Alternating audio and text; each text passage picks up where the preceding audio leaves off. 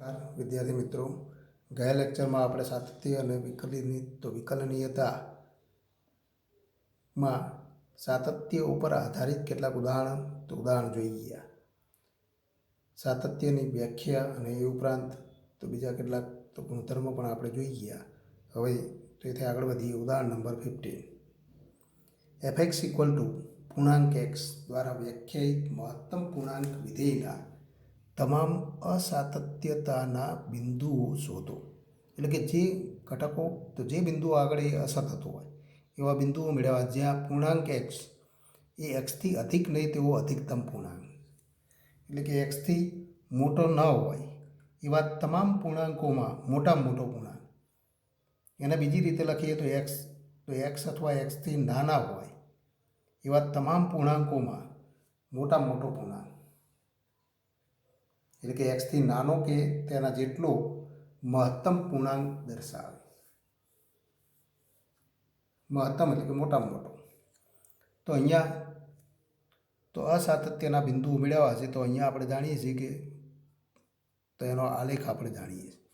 પૂર્ણાંક ભાગ વિધેય કે જેને આપણે મહત્તમ પૂર્ણાંક વિધેય કહીએ છીએ. મહત્તમ પૂર્ણાંક વિધેય તો એનો આલેખ આપણે જોઈ ગયા. fx ઇક્વલ ટુ પૂર્ણાંક x, એનો આલેખ કેવો મળે તો સીડીના પગથિયા આકારનો આલેખ મળે, જે આપણે જોઈ ગયા હતા. એના ગુણધર્મો પણ જોઈ ગયા હતા. પ્રત્યેક n બિલોંગ્સ ટુ z માટે તો એના બે અગત્યના ગુણધર્મ જોઈ ગયા હતા કે n બિલોંગ્સ ટુ z માટે n less than or equal to x less than n plus 1 implies પૂર્ણાંક x ઇક્વલ ટુ n મળે. એનો અર્થ કે કોઈ પણ વાસ્તવિક સંખ્યા x કે જે બે ક્રમિક પૂર્ણાંકોની વચ્ચે હોય અથવા તો નાના પૂર્ણાંકને સમાન હોય તો એવી સંખ્યા માટે એના પૂર્ણાંક ભાગનું મૂલ્ય n થાય. અને પૂર્ણાંક x ઇક્વલ ટુ n હોય તો આ પણ સત્ય છે. એટલે કે વિરુદ્ધ સ્વરૂપે પણ પરિણામ સત્ય છે. પૂર્ણાંક x ઇક્વલ ટુ n તો n less than equal to x less than n plus 1, એટલે કે એવી સંખ્યા x એ n અને n પ્લસ 1ની વચ્ચે અથવા nને સમાન હોય. તો આ બધા અર્થ મહત્ત્વના શાબ્દિક અર્થ સૂત્રના શાબ્દિક અર્થ આપણે સમજેલા હોવા જોઈએ. જો એ શાબ્દિક અર્થ આપણે સમજેલા હોય તો દાખલાઓમાં ઉપયોગ કરવામાં કોઈ તકલીફ ન પડે. આ એક અગત્યનો તો ખૂબ અગત્યનો ગુણધર્મ છે. તો આ ગુણધર્મ આપણે યાદ રાખવા જોઈએ.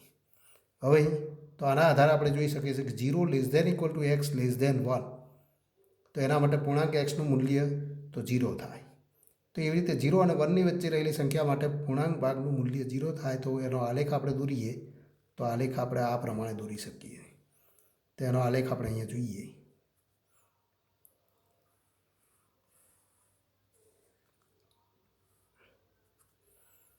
x અક્ષ લઈએ, આ y અક્ષ લઈએ.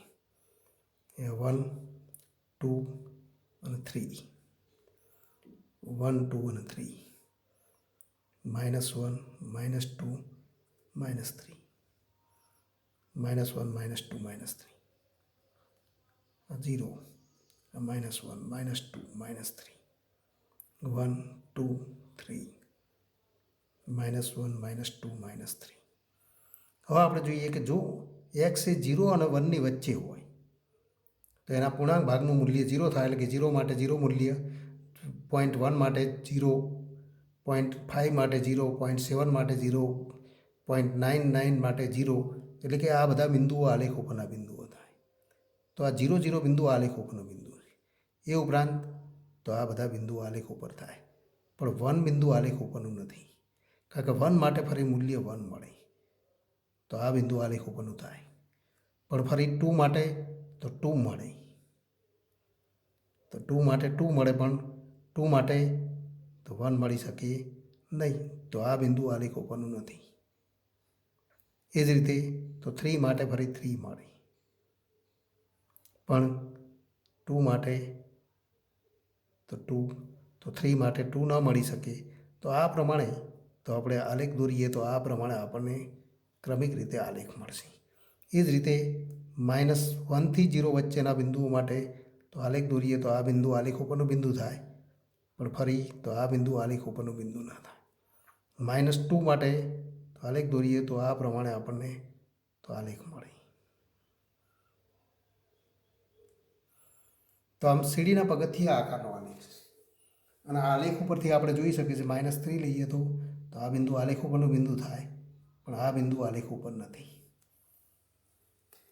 તો અહીંયા આપણે જોઈ શકીએ છીએ કે આલેખ આ ભાગમાં સળંગ 0 થી 1 ની વચ્ચે સળંગ છે, પણ 1 આગળ ફરી તૂટકશે, 2 આગળ તૂટકશે, 3 આગળ તૂટકશે, એ જ રીતે -1 -2 એટલે કે પ્રત્યેક પૂર્ણાંક ઘટક આગળ તો આલેખ તૂટકશે. તો આલેખ પરથી આપણે કહી શકીએ કે આલેખ પરથી આપણે તો એટલું તો નક્કી કરી શકીએ કે આલેખ પરથી fx = પૂર્ણાંક x એ પ્રત્યેક પૂર્ણાંક ઘટક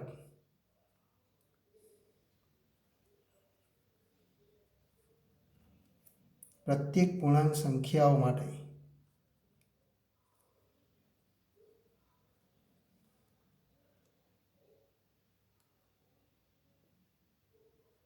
સતત નથી એમ કહી શકાય. તો પ્રત્યેક પૂર્ણાંક ઘટક આગળ સતત નથી, બાકીના બધા જ ઘટકો આગળ તો સતત છે. તો અસાતત્યના બિંદુઓ મેળવીએ ત્યારે તો આપણે કહી શકીએ કે તો પ્રત્યેક પૂર્ણાંક ઘટક આગળ તો એ સતત નથી, બાકીના બધા ઘટકો આગળ સતત છે, તો એ આપણે જોઈ શકીએ. હવે તો એની સાબિતી માટે આપણે જોઈએ કે તો અહીંયા સાબિતી માટે આપણે ગણતરી તો અહીંયા બે વિકલ્પમાં આપણે ગણતરી કરીશું કે પ્રત્યેક પૂર્ણાંક ઘટકો આગળ સતત નથી. તો આપણે ધારી લઈએ, ધારો કે સી એ આરનો કોઈ પણ ઘટક છે તથા આ વિધેય તો પ્રત્યેક વાસ્તવિક કિંમત આગળ વ્યાખ્યાયિત છે. માટે સી બિલોંગ્સ ટુ આરથી શરૂઆત કરીએ. વિકલ્પ નંબર 1 તો પહેલો વિકલ્પ આપણે લખવો પડે કે સી પૂર્ણાંક નથી. તો ધારો કે સી પૂર્ણાંક ન હોય એવી વાસ્તવિક સંખ્યા છે, તેવી વાસ્તવિક સંખ્યા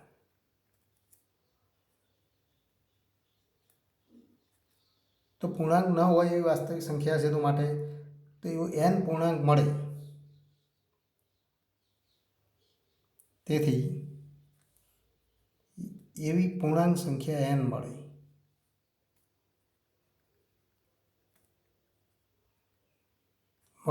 કે જેથી n less than C less than n + 1, એટલે કે બે ક્રમિક પૂર્ણાંકોની વચ્ચે હોય. દાખલા તરીકે સી પૂર્ણાંક ન હોય તો 1.2 હોય, 1.2 હોય તો 1 અને 2 ની વચ્ચે હોય. એમ કોઈ પણ અપૂર્ણાંક સંખ્યા એ બે ક્રમિક પૂર્ણાંકોની વચ્ચે હોય એવો પૂર્ણાંક આપણને મળે. તો એવી પૂર્ણાંક સંખ્યા n મળે કે જેથી n less than C less than n + 1.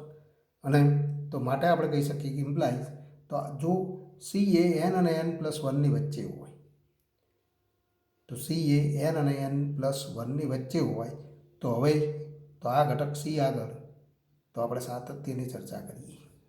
તો એફ સી તો માટે એફ ઓફ સી = પૂર્ણાંક સી અને પૂર્ણાંક સી = તો n મળે. કારણ આપણે લખી શકીએ n less than C less than n + 1 હોવાથી. તથા આપણે કહી શકીએ limit x tends to C, તો limit x tends to C fx અને તો limit x tends to C fx તો પૂર્ણાંક સી. તો પૂર્ણાંક x આપણે લખી શકીએ પૂર્ણાંક x અને પૂર્ણાંક x તો પૂર્ણાંક સી, કારણ કે સી અપૂર્ણાંક છે, માટે તો પૂર્ણાંક સી અને પૂર્ણાંક સી તો n તો n લખી શકાય, કારણ કે n less than C less than n + 1 હોવાથી. તો જો x ટેન્ડ્સ ટુ સી હોય તો x એ સીની નજીકની સંખ્યા થાય. કારણ તરીકે લખી શકીએ કે જો x ટેન્ડ્સ ટુ સી તો આપણે લખી શકીએ કે n less than x less than n + 1 થાય. અને આવું થાય તો આપણે લખી શકીએ પૂર્ણાંક x તો પૂર્ણાંક સી અને n તો n મળે. અને માટે આપણે કહી શકીએ કે માટે તો limit x tends to C fx તો fc. અને માટે તો પૂર્ણાંક ન હોય એવી તમામ સંખ્યાઓ માટે તો પૂર્ણાંક ન હોય તેવી તમામ સંખ્યાઓ માટે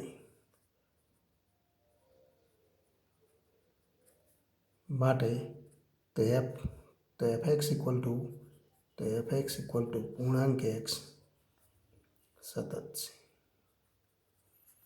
હવે આપણે તો વિકલ્પ નંબર એ તો વિકલ્પ તો 2 લઈએ. તો બીજો વિકલ્પ કે તો ધારો કે સી પૂર્ણાંક છે અને સી પૂર્ણાંક છે તો માટે એફ સી ઇક્વલ ટુ તો પૂર્ણાંક સી અને ઇક્વલ ટુ તો સી મળે કારણ સી બિલોંગ્સ ટુ ઝેડ અને ઝેડનો કોઈ પણ ઘટક એટલે કે પૂર્ણાંક સંખ્યા માટે એના તો પૂર્ણાંક ભાગનું મૂલ્ય એ પોતે જ થાય. તથા તો હવે આપણે લખી શકીએ limit x tends to C plus fx અને ઇક્વલ ટુ તો limit x tends to C plus પણ fx ઇક્વલ ટુ તો પૂર્ણાંક એક્સ પણ x tends to C plus એનો અર્થ કે તો આપણે લખી શકીએ કે તો x tends to C plus implies તો એક્સ ગ્રેટર દેન સી અને એક્સ ગ્રેટર દેન સી તો C less than C plus 1 લઈ શકાય અને માટે તો પૂર્ણાંક એક્સ ઇક્વલ ટુ તો સી મળે. તો ઇક્વલ ટુ આપણે લખી શકીએ limit x tends to C plus તો સી અને ઇક્વલ ટુ સી. આના માટે તો આપણે કારણ લખેલું તથા ફરી આપણે લખી શકીએ limit x tends to C minus fx અને ઇક્વલ ટુ તો limit x tends to C minus fx equal to તો પૂર્ણાંક એક્સ પણ તો ફરી કારણ તરીકે લખીએ કે x tends to C minus એનો અર્થ કે તો એક્સ લેસ દેન સી અને એક્સ લેસ દેન સી તો C minus 1 less than x less than તો સી અને ઇમ્પ્લાઇઝ પૂર્ણાંક x equal to C minus 1 તો માટે આપણે લખી શકીએ ઇક્વલ ટુ તો limit x tends to C minus 1 અને ઇક્વલ ટુ સી માઇનસ 1 એટલે કે આ ત્રણ કિંમતો સમાન નથી તો માટે તો લિમિટ આપણે કહી શકીએ limit x tends to C plus fx is not equal to limit x tends to C minus fx માટે તો એફ એ એક્સ ઇક્વલ ટુ સી આગળ સતત નથી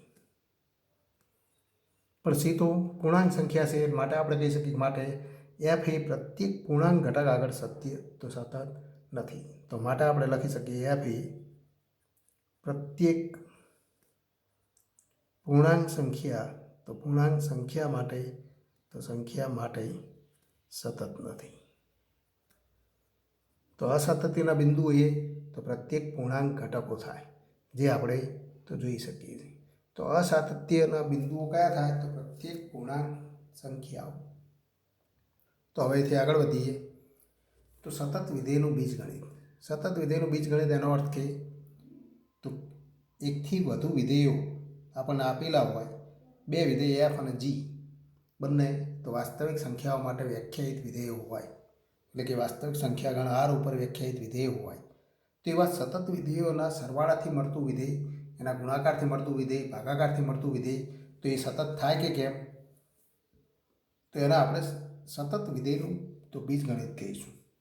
તો અહીંયા આપણે જોઈએ કે પ્રમેય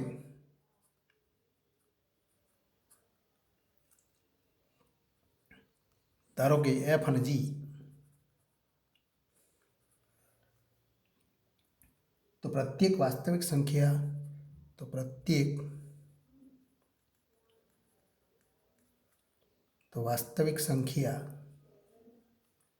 સી આગળ સતત છે.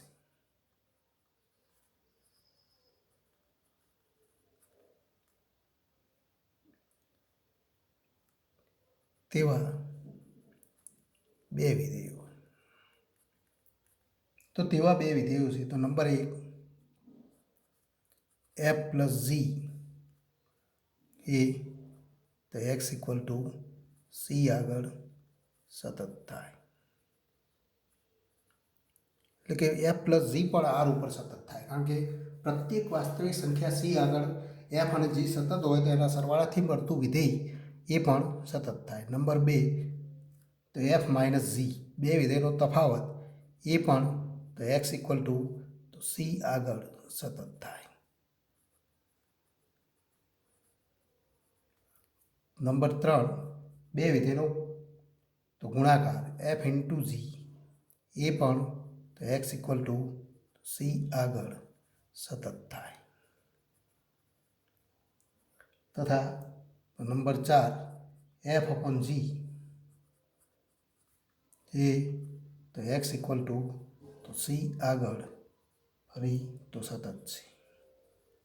સતત વિધેયનો સરવાળો, ગુણાકાર, ભાગાકાર અને તફાવત એ તો સતત થાય. તો આ અગત્યનું પરિણામ આપણે તો આ અગત્યનું પ્રમેય આપણે યાદ રાખીશું કે કોઈ પણ બે સતત વિધેય હોય તો એ વિધેયના સરવાળાથી મળતું વિધેય એ પણ સતત થાય, પણ ક્યારે કે પ્રત્યેક તો વાસ્તવિક સંખ્યા સી આગળ એફ અને જી બંને સતત હોય તો એના સરવાળાથી મળતું વિધેય પણ સતત થાય, ગુણાકારથી મળતું વિધેય, તફાવતથી મળતું વિધેય અને ભાગાકારથી મળતું વિધેય તો એ પણ સતત થાય. હવે તો એની તો એક પરિણામને આપણે સાબિતી જોઈએ. તો સાબિતી પહેલા પરિણામની સાબિતી જોઈએ કે એફ પ્લસ જીનું તો એફ પ્લસ જી એ એક્સ ઇક્વલ ટુ સી આગળ સતત થાય એમ આપણે સાબિત કરવું. તો એના માટે તો એનું લક્ષ અને એનું મૂલ્ય તો સમાન થવું જોઈએ.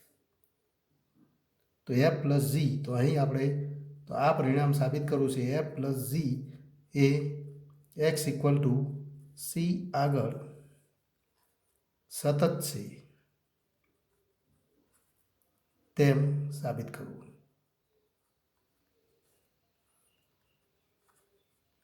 તેના માટે શું સાબિત કરવું પડે? એટલે કે આપણે લખી શકીએ એટલે કે limit x tends to C f plus g of x અને ઇક્વલ ટુ તો f plus g of C સાબિત કરવું પડે. તો એ સાબિત તો એને તો માટે તો અહીં તો ડાબી બાજુથી શરૂઆત કરીએ. અહીં તો limit x tends to C f plus g of x, બે વિધેયનો સરવાળો છે તો ફરી લક્ષના કાર્ય નિયમથી તો આપણે કહી શકીએ કે limit x tends to C F X plus તો limit x tends to C G X પણ ઇક્વલ ટુ પણ limit x tends to C F X equal to તો આપણને આપેલું છે કે એફ અને જી એ પ્રત્યેક સી આગળ સતત છે. સી આગળ તો સતત વિધેય હોવાથી equal to f of C અને ઇક્વલ ટુ તો એ જ રીતે જી પણ તો એક્સ ઇક્વલ ટુ સી આગળ સતત છે માટે જી ઓફ સી અને ઇક્વલ ટુ તો f plus g of C સાબિત થાય. અને માટે આપણે કહી શકીએ માટે તો એફ પ્લસ જી એ સી આગળ સતત છે. એક્સ ઇક્વલ ટુ તો સી આગળ સતત છે. તો આ એની સાબિતી. આ જ રીતે પ્રત્યેક વિધેય માટે આ સાબિતી આપી શકાય. પણ ઘણી વખત એવું બને કે તો આ ઉપરાંત બીજા પણ કેટલાક તો પરિણામો છે કે નંબર 5, તો 5મું પરિણામ આપણે લખવું હોય તો આ રીતે લખી શકાય કે જ્યારે લેમ્બડા એ અચળ વિધેય તરીકે લઈએ અથવા લેમ્બડા એ અચળ સંખ્યા હોય તો લેમ્બડા બિલોંગ્સ ટુ આર તથા એફ એ પ્રત્યેક વાસ્તવિક સંખ્યા સી આગળ સતત હોય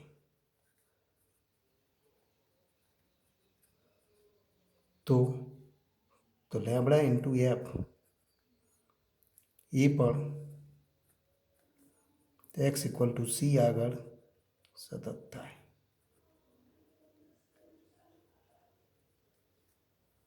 આ જ રીતે તો છઠ્ઠું પરિણામ પણ લખી શકાય કે બે વિધેયના ભાગાકાર માટે જો અંશનું વિધેય એફ એ અચળ વિધેય હોય એટલે કે F X equal two lambda લઈએ તો આપણે કહી શકીએ કે જો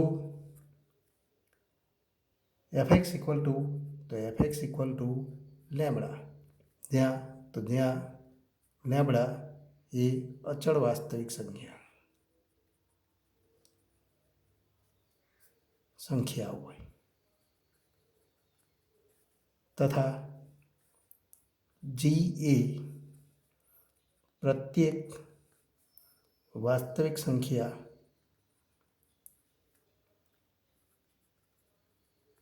સી આગળ સતત હોય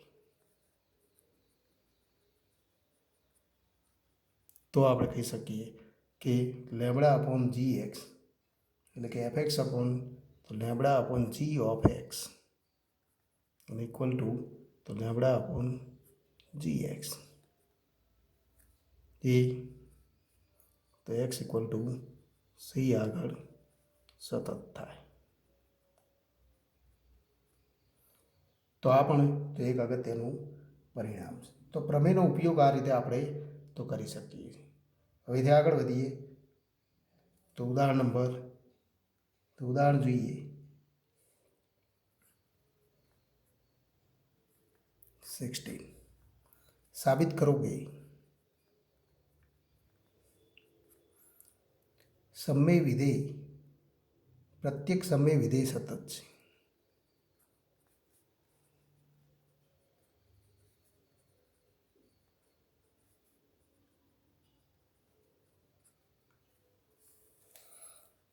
તો આપણે જાણીએ છીએ કે બહુપદી વિધેય સતત છે અને બહુપદી વિધેય સતત છે તો બહુપદી પી એક્સ અને ક્યુ એક્સ માટે તો એને સાબિતી આપણે લઈએ આન્સર. તો પી અને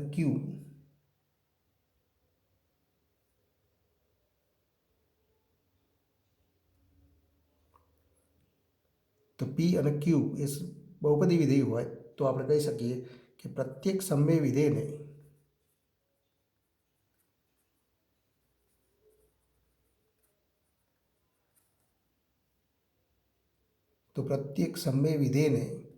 બહુપદી પી એક્સ અને શૂન્યતર બહુપદી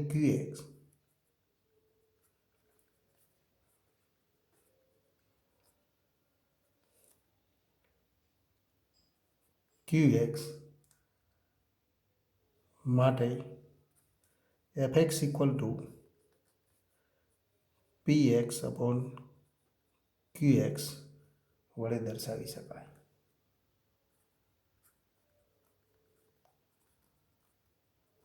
એટલે કે સમય વિધેય બે બહુપદીઓનો ગુણોત્તર પણ તો છેદમાં રહેલી બહુપદી એ શૂન્યતર બહુપદી હોવી જોઈએ. તો આ બહુપદી વિધેય છે. હવે તો બહુપદી વિધેય નો ગુણોત્તર દ્વારા મળતું વિધેય તો સમય વિધેય. તો સમય વિધેય સતત થાય કે કેમ?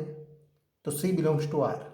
તો સી બિલોંગ્સ ટુ આર માટે તો આન્સર આપણે તો અહીંયા લખીએ સી બિલોંગ્સ ટુ આર માટે તો એફ ઓફ સી અને equal two P of C upon Q of C અને તો equal to P of C upon Q of C. તો આને આપણે નંબર 1 કહીએ. તથા આપણે કહી શકીએ કે limit x tends to C F X અને ઇક્વલ ટુ તો limit x tends to C P X upon Q X અને ઇક્વલ ટુ તો પી સી અપોન ક્યુ સી, જ્યાં ક્યુ C is not equal to 0. કારણ કે એ તો આપણને આપેલું જ છે કે પ્રત્યેક સી બિલોંગ્સ ટુ આર માટે તો પી એક્સ અને ક્યુ એક્સ તો આ શૂન્યતર બહુપદી છે ક્યુ સી. તો એના આગળ તો q C is not equal to 0 અને ક્યુ સી 0 નથી માટે પી સી અપોન ક્યુ સી અને ઇક્વલ ટુ એફ ઓફ તો સી.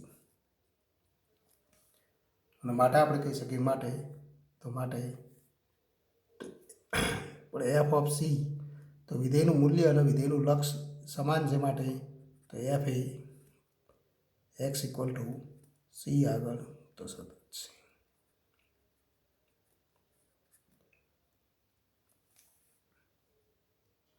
પણ અહીંયા એક આપણે શરત લખવી પડે કે જ્યાં ક્યુ C is not equal to 0. તો ક્યુ સી 0 ન થાય એવા તમામ ઘટકો આગળ સતત છે. તો એવા તમામ વાસ્તવિક સંખ્યાઓ આગળ આ વિધેય સતત છે કે જેના આગળ વિધેય વ્યાખ્યાયિત છે. એટલે કે સમય વિધેય એના પ્રદેશ ગણ ઉપર સતત છે. પ્રદેશ ગણમાં એ વ્યાખ્યાયિત હોવાથી તો પ્રદેશગણના ઘટકો આગળ તો સાતત્યની આપણે ચર્ચા કરીએ છીએ. તો અહીંયા આપણે ઉદાહરણ નંબર 18 જોઈએ. સાબિત કરો કે fx ઇક્વલ ટુ 10x સતત છે. તો આપણે જાણીએ છીએ કે તો આન્સર કે વિધેય fx ઇક્વલ ટુ 10x અને 10x ઇક્વલ ટુ તો sin x upon cos x.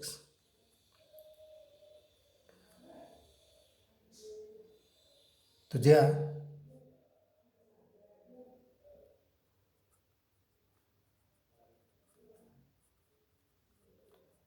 જેના માટે cos x is not equal to 0 હોય તેવી તો પ્રત્યેક વાસ્તવિક સંખ્યા માટે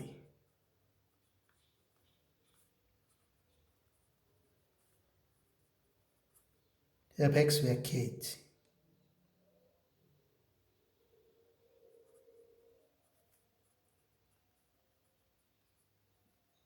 fx એટલે કે 10x વ્યાખ્યાયિત છે.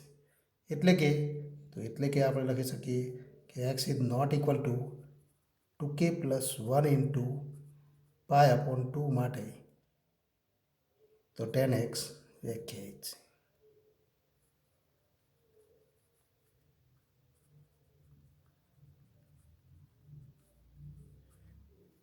તો આ વિધેય આવા ઘટકો આગળ વ્યાખ્યાયિત છે અને એ ઘટકો માટે તો એ સતત છે એ આપણે સાબિત કરવું છે. તો એના માટે તો આપણે કહી શકીએ માટે તો પરંતુ fx ઇક્વલ ટુ તો સાઇન તો 10x એને equal to sine x upon cos x. તો આના આપણે તો gx અપોન hx કહીએ. તો આ બંને વિધેય તો gx અપોન hx તો જ્યાં gx equal to sine X એ સતત છે તથા hx equal to cos X એ પણ તો સતત છે.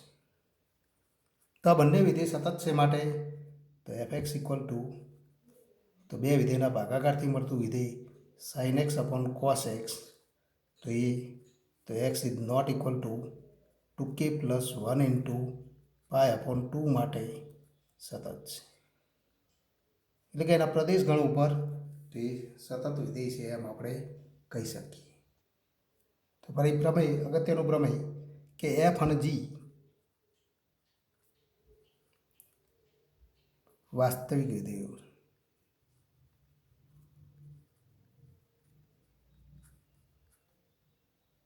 અને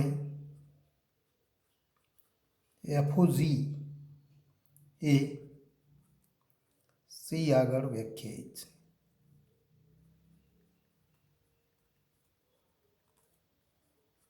તો એફઓજી એ સી આગળ વ્યાખ્યાયિત હોય તથા જો જી એ સી આગળ સતત હોય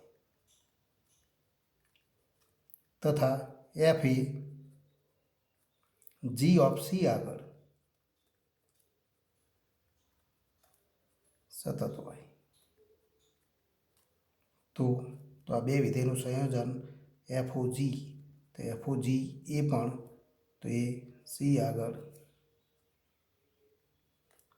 સતત થાય. ટૂંકમાં આપણે કહી શકીએ કે બે વિધેય જો સતત હોય તો એવા બે સતત વિધેયનું સંયોજિત વિધેય પણ સતત થાય. તો આને ટૂંકમાં યાદ રાખવું હોય તો બે સતત વિધેયનું સંયોજિત વિધેય એફ અને જી બંને સતત વિધેયો છે પણ એફ એ તો એના યોગ્ય ઘટક આગળ એફઓજી આપણે વિધેય લઈએ ત્યારે તો જી તો એફ એ જીસી આગળ સતત હોય અને જી એ સી આગળ સતત હોય તો એફઓજી એ તો સી આગળ સતત થાય એમ આપણે કહી શકીએ. હવે આ પ્રમેયનો અર્થ જોઈએ એટલે કે તો સાબિત કરો કે તો ઉદાહરણ 19 જુઓ. સાબિત કરો કે fx equal to sine of x square સતત વિધેય. તો અહીંયા આપણે લખી શકીએ બે વિધેયનું સંયોજન એટલે કે તો h x equal to f g અને એચ લઈએ તો એચ એક્સ ઇક્વલ ટુ તો સાઇન એક્સ અને જી એક્સ ઇક્વલ ટુ એક્સનો વર્ગ લેતા. તો અહીંયા આપણે કહી શકીએ કે એચ ઓ જી એક્સ, તો માટે તો h o g of x અને ઇક્વલ ટુ તો એચ ઓફ જી એક્સ અને ઇક્વલ ટુ તો h of g x equal to x square. પણ એચ ઓફ એક્સ સ્ક્વેર એટલે કે તો h x equal to sine x, તો sine of તો x square, sine of x square એટલે કે ઇક્વલ ટુ એફ એક્સ. આમ તો એફ એ તો આમ એફ એ જી અને એચનું સંયોજિત વિધેય, તો જી અને એચનું સંયોજિત વિધેય એચ ઓ જી છે. બે વિધેયનું સંયોજન છે. તથા આપણે જાણીએ છીએ કે તો તથા H x equal to sine X એ સતત છે. એના પ્રદેશગણ એટલે કે પ્રત્યેક વાસ્તવિક કિંમત માટે સતત છે. અને તો તથા આપણે જાણીએ છીએ કે જી એક્સ ઇક્વલ ટુ એક્સનો વર્ગ, તો એ પણ તો સતત છે. તો આ પણ સતત વિધેય છે. અને બંને સતત વિધેય છે માટે આપણે કહી શકીએ કે તો h o g of x અને ઇક્વલ ટુ સાઇન ઓફ તો એક્સનો વર્ગ એ તો સતત છે. તો એ સતત થાય એમ કહી શકાય. આમ તો પ્રમેયથી આપણે કહી શકીએ કે બે વિધેય સતત વિધેયનું સંયોજિત વિધેય એ પણ તો સતત થાય.